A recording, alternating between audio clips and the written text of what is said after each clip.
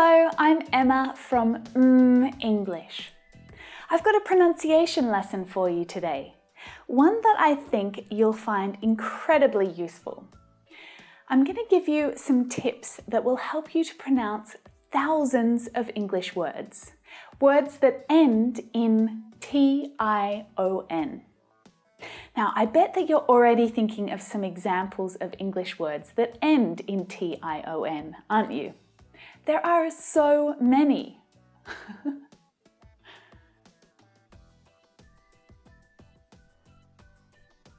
This part of the word is a suffix, a common ending in an English word. Now, words that end like this in English are almost always a noun. And the pronunciation of this syllable is always unstressed. It's always an unstressed syllable, which means it's really quick. Shun, shun. Yeah, TION is pronounced shun. If it was written like it's supposed to sound, it would be like this. Well, phonetically, it's sh, n.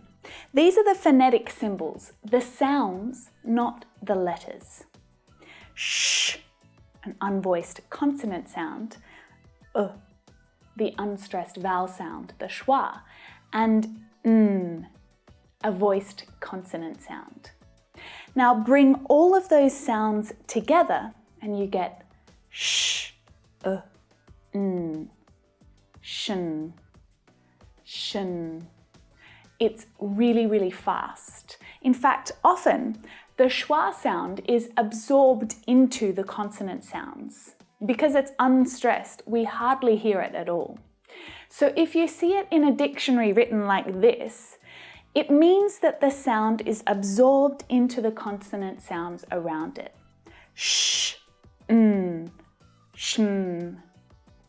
Now these words are a special bonus for Spanish and Portuguese, and Italian and French and German and Dutch native speakers, because there are patterns between words in your language and words in English, which means you instantly know the meaning of thousands of English words. The pronunciation rules that you learn in this lesson will help you to correctly pronounce all of these words in English. Okay, let's build up with some extra syllables to practice using this suffix within some bigger words. Okay, practice out loud with me. Caution, tradition, frustration, conversation, shun, shun. Now there are a couple of exceptions to this pronunciation rule. Just a couple, so don't worry. When the consonant sound s is the sound right before the TION, the pronunciation becomes chun instead of shun, ch instead of sh. Question, exhaustion, digestion. One of the wonderful patterns that exists in English is that you can attach TION to the end of many verbs to create a noun. It creates the noun that is the action of the verb. I mean, take a look at how many there are. And these are just a few.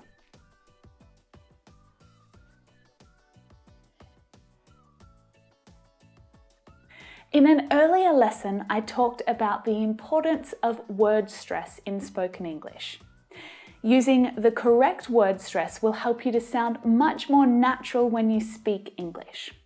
Like I said, the TION suffix is always unstressed. So which syllable should you stress? It's actually simple. It's the syllable before TION. The stress pattern is consistent throughout English pronunciation. The syllable before TION is the stressed syllable. Action, action. Caution, caution. Tradition, tradition. Frustration, frustration,